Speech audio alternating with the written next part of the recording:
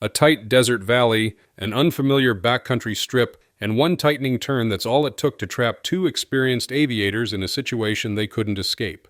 In November 2021, a Zenith CH-701 STOL airplane crashed just seconds before landing at Goler Heights Airstrip in California, killing both pilots on board Hal Derwin and David Joseph Moynihan. The aircraft was running, the skies were clear, and nothing mechanical failed.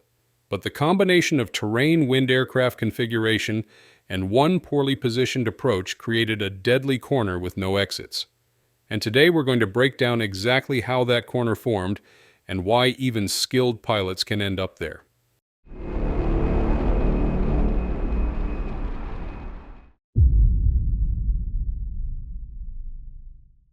Before we dig into the approach itself, we need to understand who these two aviators were and what they were trying to do. And let me say this up front, these were not careless weekend flyers. Hal Wood, age 68, was a commercial pilot, a glider instructor, and someone who spent a lot of time in the air teaching others how to manage energy and lift. He was flying from the left seat, the only seat with wheel brakes, one of the reasons the NTSB concluded he was most likely the pilot manipulating the controls. He also had somewhere between 100 and 200 hours in this specific Zenith CH-701. His right seat passenger, 31-year-old David Joseph Moynihan, wasn't just along for the ride. He was a Navy-trained aviator, a commercial fixed-wing and helicopter pilot, and someone with real operational flying experience. These two had flown together before in the same airplane. There was familiarity in the cockpit, but not necessarily familiarity with what they were about to attempt. Their plan that day was a relaxed recreational backcountry trip hopping between remote Mojave Desert airstrips. Goler Heights was the very first stop on that route. And here's where the tone shifts a bit. Although Hal had flown this CH-701 a lot, he had never landed at this particular strip before. And the airplane. That's important too. The Zenith CH-701 is a STOL machine famous for short takeoffs and steep, slow approaches, but Hal had removed the leading-edge slats, a modification that increases cruise speed at the cost of low-speed stability. In other words, the airplane still had good STOL capability, but not the sit-on-a-post, slow-flight comfort you see in STOL competitions. According to the NTSB, the engine was running normally, the controls were intact, and there was nothing mechanically wrong that contributed to the crash. So on paper, it looked like a capable airplane flown by capable pilots. But that doesn't mean the environment was cooperating. Goler Heights Airstrip isn't your typical out-of-the-way landing spot. It sits inside a bowl-shaped valley flanked by rising terrain on one side and a narrow ridgeline on the other. It isn't charted on FAA publications. There's no official airport facility data. Everything pilots know about it comes from backcountry guides and word of mouth from people who've been there. This kind of terrain creates a completely different visual environment. Because the strip sits low inside a valley, pilots often feel high even when they're actually flying too low. That's a classic visual height illusion. The surrounding terrain fools the eye into thinking you're closer to pattern altitude than you are. To compensate, a pilot may subconsciously fly lower or tighter than standard, and that's exactly where risk begins.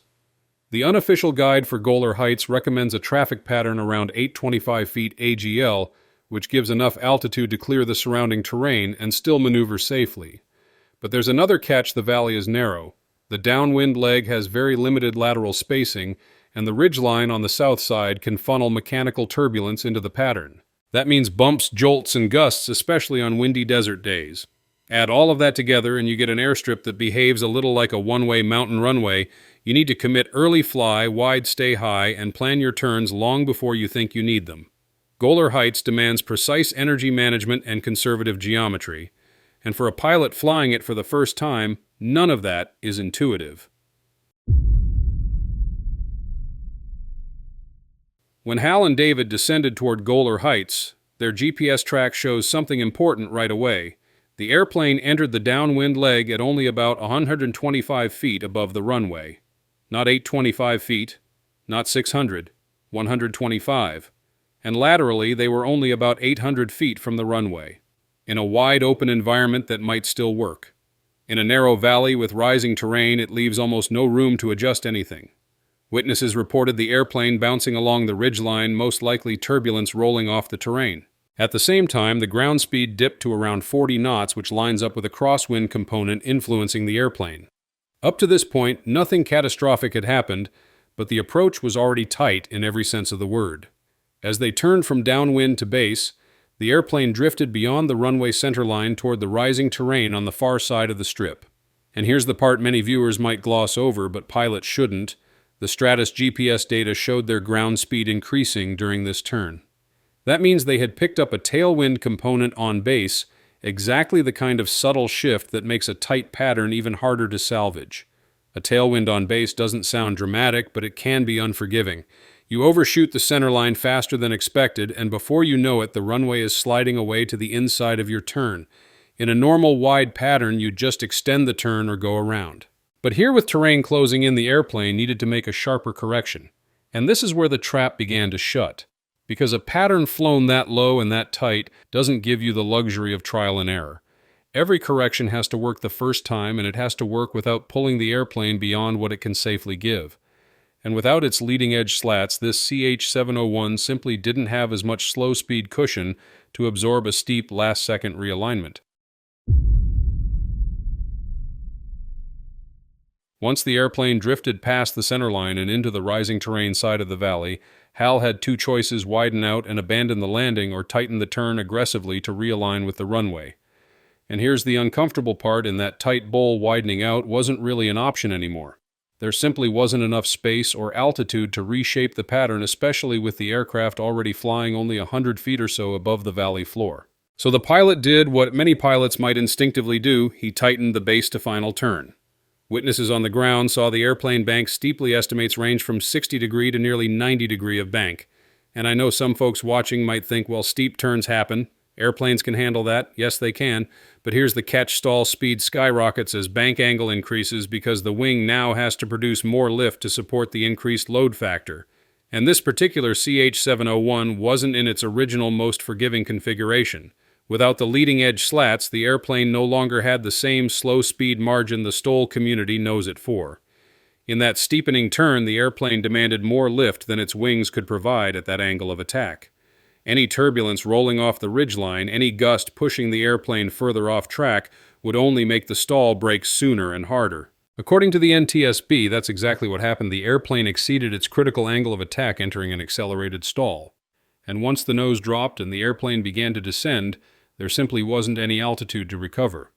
Accelerated stalls aren't about being slow. They're about being overloaded, and at roughly 100 to 150 feet above terrain, the recovery distance needed just didn't exist. That steep turn wasn't the only mistake, don't get me wrong, but it was the final mistake, the one that pushed the airplane past its aerodynamic limits. And in a bowl-shaped valley with almost no maneuvering room, there was no way back into the envelope. One of the most important aspects of this accident isn't the turn itself, it's everything that led to the need for such a turn, and this is where human factors played a critical role. First, unfamiliarity with the airstrip. Hal had flown backcountry before, but he had never landed at Goler Heights. And backcountry strips, especially ones sitting in bowl-shaped valleys, don't behave like typical desert airports. They distort your visual cues, they hide wind changes, and they trick you into thinking your pattern looks fine when it's actually far too low and far too tight. Second, the windsock was inoperative. That meant the only wind indicators were campers' flags in the valley. Not exactly a reliable system when you're descending into unfamiliar terrain. So while the pilot likely knew there was crosswind based on his ground track, he couldn't easily tell that the wind would shift into a tailwind on base. And that tailwind was a huge factor in the overshoot. Third decision: compression. By entering the downwind so low and so tight, the pilot unintentionally removed every buffer a proper pattern gives you. There was no space to extend the downwind. There was no room to widen the base turn. There wasn't even enough altitude to safely go around once the airplane drifted past the centerline. In other words, the geometry of the pattern forced the pilot into a steep correction turn. When a pilot feels boxed in, they often try to salvage the landing instead of abandoning it. And finally, cockpit dynamics. Even though David Moynihan was highly experienced, he was sitting in the right seat, which lacked brake controls. The NTSB determined Hal was very likely flying. And unlike airline cockpits, backcountry general aviation flying rarely uses formal crew resource management. That means one pilot may make a rapid correction without the structured cross-checks or verbal calls you'd see in a two-pilot professional cockpit. Individually, each of these factors is manageable. Together, they stack on top of each other, shrinking the margin to almost nothing. And by the time the airplane turned base, all those factors had already built the corner the pilots were stuck in. Every backcountry pilot knows that terrain doesn't care about your hours or your ratings. It rewards preparation and punishes small misjudgments. This accident highlights several lessons that go far beyond this one valley in California. First, pattern altitude matters especially in canyons and bowls. The recommended altitude for Goler Heights was around 825 feet AGL. That altitude isn't arbitrary. It gives pilots enough vertical margin to deal with turbulence, rising terrain, or overshoots. Entering the pattern at 125 feet, AGL removed almost every tool the pilot had for correcting drift or wind effects. Second, tailwinds on base are a well-known hazard. They push airplanes past the center line faster than expected. And when a pilot is already tight on spacing, a tailwind leaves only one corrective action turn harder. That's the exact setup for an accelerated stall. Third, modifications matter. Removing the leading edge slats isn't unsafe by itself, but it changes the aircraft's slow speed behavior. A CH-701 without slats simply cannot hang in the air the way a slatted STOL machine can. Pilots must adjust their approach techniques accordingly. Fourth, backcountry strips demand conservative geometry. Wide downwinds, high patterns, and early planning are essential. When terrain narrows the space available, pilots must widen their patterns even more, not tighten them. And fifth, go-around is always the first option until altitude and geometry take that option away. By the time the airplane overshot the center line in this valley, the opportunity for a safe go-around had already passed. The lesson is simple: if something feels off early in the pattern, fix it early or start over. The NTSB's findings were straightforward. There were no mechanical failures, no medical incapacitation, no engine problem. The cause was an unstabilized approach that didn't properly account for the wind, leading to an accelerated stall during a steep, low-altitude turn. In the end, it was the combination of low pattern altitude, limited valley space, shifting winds, and reduced aircraft slow-speed margin that created a situation Hal Wood and David Moynihan simply couldn't overcome. Both men were skilled pilots. They weren't reckless, they weren't untrained, and they weren't doing anything extreme. But backcountry flying is unforgiving. It demands wider safety margins, stricter discipline, and early decision-making, especially in unfamiliar terrain. Their loss is a reminder that the aerodynamic limits we talk about in flight training aren't theoretical. They are real boundaries, and when they're crossed at low altitude, there's no negotiating with physics. If there's value in revisiting accidents like this, it's in helping every pilot. Whether you fly backcountry, cross-country, or just pattern work, recognize how quickly small decisions stack up. And hopefully by understanding this chain, we honor both Hal Wood and David Moynihan by helping others avoid the same trap.